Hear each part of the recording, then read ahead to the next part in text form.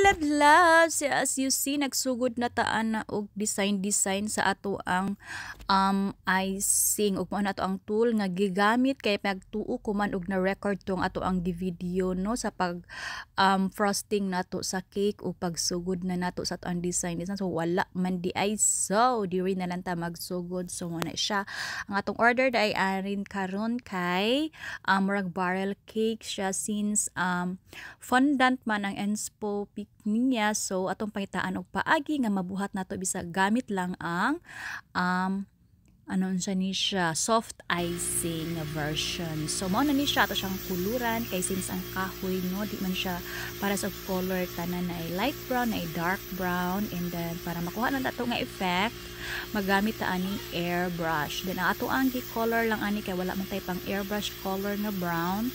Back eye brown sa Chef's Master and then ato siyang gisagulan og gin. So mo na siya ato ang airbrush din ha. So di pa utan kuha na di ka. So mo na siya. So salamat kay kaayo sa nag-order nato ni karon no. So si Mang Jera pinaagi nilang Rizal Hera. So thank you kaayo. Salamat. So mapadayon ta og pagbuhat mga laglag.